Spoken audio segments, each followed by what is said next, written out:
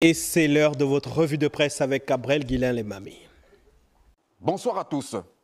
Depuis l'affaire d'attribution de places dans le marché du 2e arrondissement de la commune de Lambaréné, une simple dispute locale s'est transformée à une véritable crise numérique. Des insultes et invectives entre internautes gabonais et béninois ont atteint un point culminant, fragilisant la cohabitation de longue date entre les deux communautés. Tenez, par exemple, Time Info évoque les propos d'un ressortissant béninois qui a jeté de l'huile sur le feu dans une déclaration aux accents menaçants et teintés de références fétichistes de supposées représailles à l'encontre des Gabonais dans les 3 prochaines semaines.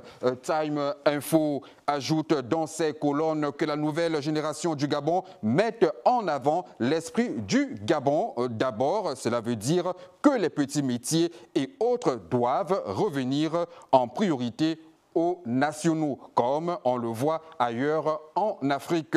La réciprocité dont parlent les Béninois n'est pas un argument valable car aucun Gabonais n'est admis à exercer un quelconque commerce au Bénin. Gabon Click Info évoque le ministère des Affaires étrangères du Bénin qui avait publié un premier communiqué dans lequel il exprimait ses inquiétudes quant à la sécurité de ses ressortissants établis au Gabon et envisageait même une opération de rapatriement volontaire. Dans un second communiqué, le gouvernement béninois invite les internautes des deux pays à faire preuve de retenue dans leurs publications. Pour Time Info, du côté gabonais, les autorités n'ont pas encore officiellement réagi. Le chef de l'État, réputé pour sa rigueur et son sens de l'observation stratégique, semble pour l'instant privilégier une posture d'analyse et de retenue.